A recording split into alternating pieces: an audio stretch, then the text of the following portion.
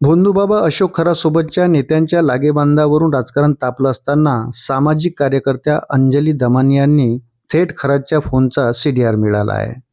खरातच्या call details रेकॉर्डची ही copy त्यांना व्हॉट्सअपवर मिळाल्याचं त्यांचं म्हणणं आहे.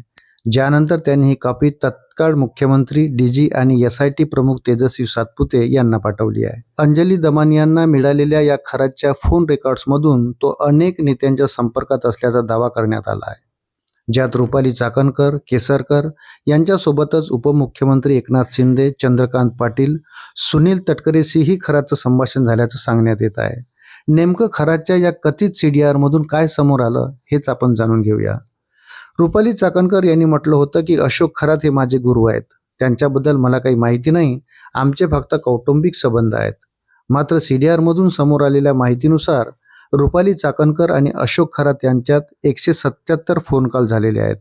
त्याचप्रमाणे त्यांच्या बहीण प्रतिभा चाकणकर यांचे अशोक खरात यांच्याशी 236 कॉल झालेले आहेत, अशी माहिती अंजली दमानिया यांनी दिली आहे.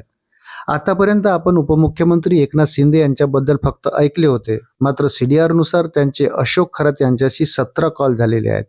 या 17 कॉलपैकी 10 इनकमिंग आणि 7 आउटगोईंग कॉल आहेत. सर्वाधिक संभाषण 21 मिनिटाचे झालेले आहेत. जर उपमुख्यमंत्री एकनाथ शिंदे अशा व्यक्तीशी 17 वेळा बोलत असतील तर ते कशासाठी झाले बोलणे, याचे उत्तर त्यांनी देणे गरजेचे आहे, असं अंजली दमानिया म्हणाल्या आहेत. तसंच भाजपचे चंद्रकांत पाटील यांनी अशोक खरात यांना 8 फोन कॉल केले आहेत. राष्ट्रवादीचे सुनील तटकरे यांनीही 8 कॉल केले आहेत आणि भाजपचे आशिष शेलार यांचा 1 कॉल त्यांना गेलेला आहे. येथे फक्त नॉर्मल कॉलचा उल्लेख करत आहे. व्हॉट्सअप कॉलची माहिती उपलब्ध नाही. जर नॉर्मल कॉल इतके झाले असतील तर व्हॉट्सअप कॉल किती झाले असतील याची कल्पनाही करता येत नाही, असं त्या म्हणाल्या. या सर्व कॉलमध्ये सर्वाधिक संभाषण तृप्ती खरात यांच्याशी झालेलं आहे, जे घरचे असल्यामुळे ते स्वाभाविक मानता येईल. मात्र सर्वात धक्कादायक बाब म्हणजे रुपाली चाकणकर यांचा नंबर दुसऱ्या क्रमांकावर आहे. त्याच्यात एकूण 33,727 सेकंद इतके संभाषण झालेले आहेत. इतका वेळ कोणत्याही गुरुशी कोणी बोलत नाही. त्यामुळे रुपाली चाकणकर आणि अशोक खरात यांचं नेमकं काय संभाषण झालं याची सखोल चौकशी होणं आवश्यक आहे, अशी मागणी त्यांनी केली. तिसरे नाव दीपक लोंढे यांचे आहे.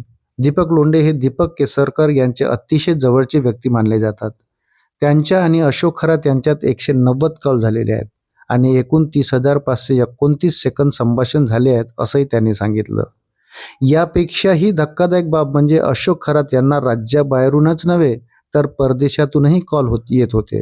कतार, UAE, ऑस्ट्रेलिया आणि ओमान अशा देशातूनही त्यांना फोन येत होते. ही सर्व माहिती SIT कडे दिलेली आहे. आता या प्रकरणाची सखोल चौकशी होणे अत्यंत आवश्यक आहे, अशी मागणी अंजली दमानिया यांनी केली आहे.